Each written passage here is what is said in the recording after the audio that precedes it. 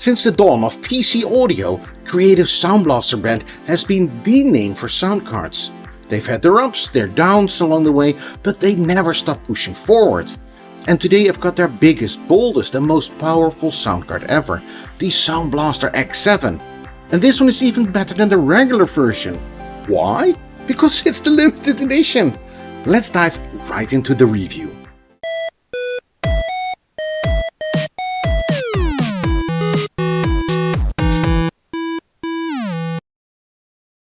Alright, let's get into it.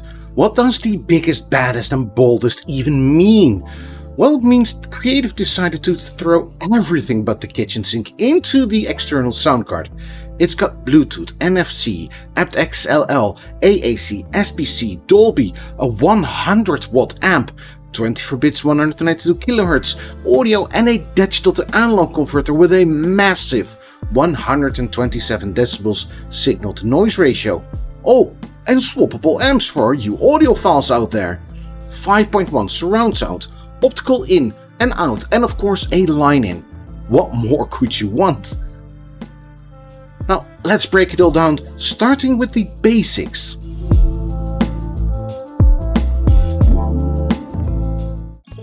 The X7 is a high-end sound card released nearly a decade ago on September 3rd, 2014.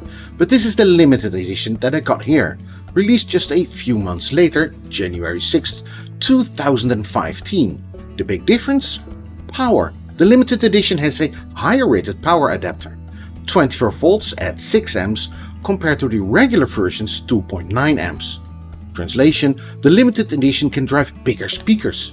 And yes, the X7 also has an actual amplifier. You can hook up your passive speakers to it. The X7 is a ultra high-end sound card, and one of its most notable features is its bold pyramid-shaped design. It's not your average boxy piece of audio equipment. Creative has taken steps towards making the X7 as much of a conversation piece as it is a sound card. Its futuristic looks make it a definite departure from a typical sound card aesthetics.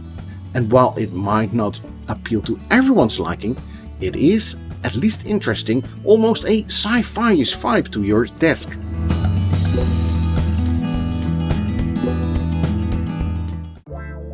Okay, now that we know what we're dealing with, let's go over the specs.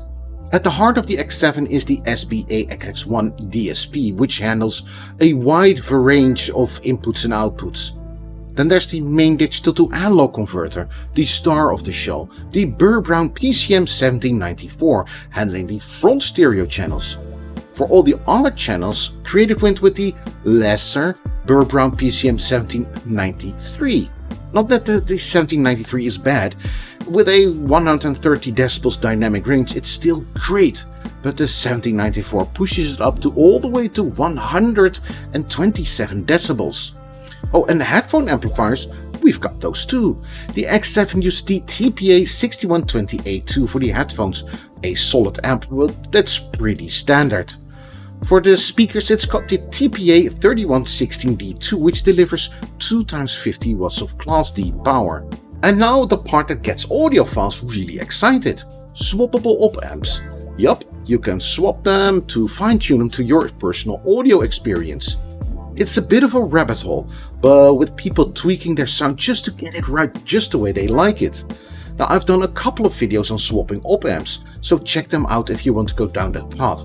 But no, it's a fiddly job and you can end up breaking something if you're not careful. But for me, the results are great.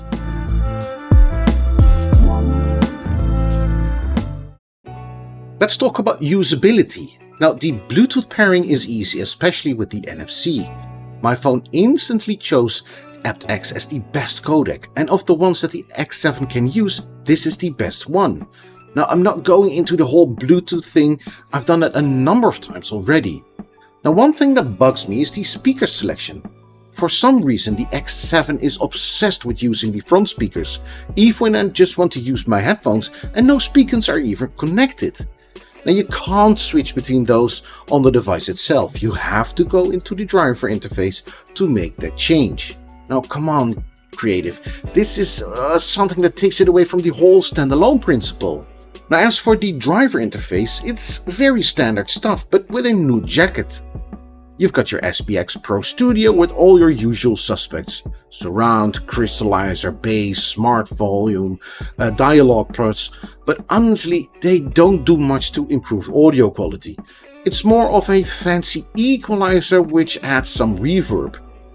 And there's the crystal voice, in case you want to sound like a robot from the 80s. The dumbest thing, of course, is this demon or munchkin or whatever you want to use. I think this is one of the most idiotic things ever. But it's up to you if you want to use it. Seriously creative, nobody is using this in 2024. But hey, at least it comes with 2 built-in microphones with some sensible features like noise reduction and beamforming. Beamforming in this setup has 3 advantages. Directional sensitivity. The microphones are configured to pick up sound primarily from where they are pointed, such as your voice when you're speaking directly to them. Now, this helps to improve clarity in conversations and recordings. By minimizing sounds and from other directions, beamforming also helps out to filter out unwanted noise like keyboard clicks, fan noise, or ambient sounds in your environment. And last is enhanced voice quality. Now, this feature is particularly useful for gaming, video conferencing, streaming, where clear communication is essential. It allows the X7 to deliver cleaner and more intelligible audio, making it easier for you to hear that without distractions. Now, this all may sound cool, but in real life quality, the mic isn't that good. In real life situations, I just won't use it. Now, after you've installed the drivers, you want to hear what the beamforming mic actually sounds like. Well, this is it. This is what the regular microphone without any additions sounds like. Now, of course, you may use some smart volume, or maybe you want to use the noise reduction if you want to see if it improves your audio, your acoustic echo cancellation, and the focus. And if you want the mic to be flat or whatever you want to have.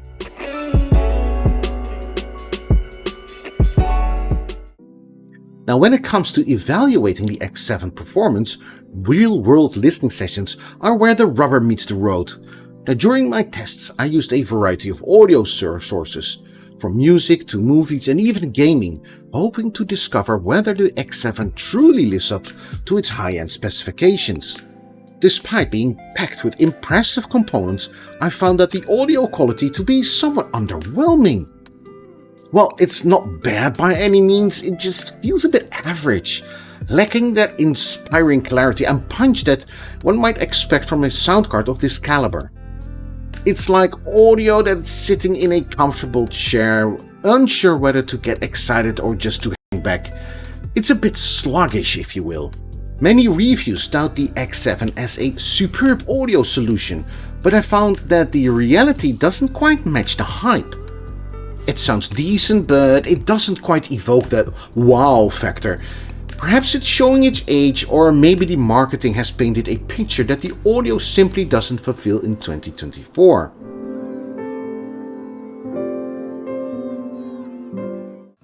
To get a bit more objective assessment of the X7's capabilities, I turned to Rightmark Audio Analyzer, which provides detailed insights into the sound card's performance. For my tests, I used the headphone output in direct mode to bypass any processing or modifications to the audio path. I expected to see some solid results, perhaps not groundbreaking, but certainly better than average. However, the results were surprising and not in a good way. While the frequency response is commendable, the total harmonic distortion was good but not stellar. The disappointment came when I noticed the poor results in the critical areas like noise level and dynamic range and total harmonic distortion plus noise. Now, this raised some eyebrows, especially considering that the claimed signal to noise ratio of 127 decibels. The noise level being rated as poor was somewhat puzzling. Now, it's essential to clarify that noise level measures the noise intensity, while signal to noise compares the strength of the desired signal to that noise. So a higher signal to noise ratio with a poor noise level is a contradiction that leaves you scratching your head. I double checked my measurements on multiple machines and these results were consistent. It is a troubling sign that the X7 might not be delivering the audio quality one would hope for, especially given its premium features. Interestingly, I also explored the impact of using direct mode. Now, I expected this setting to enhance audio quality, but the results showed just a marginal improvement in the wrong place. It seemed that the regular mode might actually deliver slightly better performance, which is certainly not what I anticipated.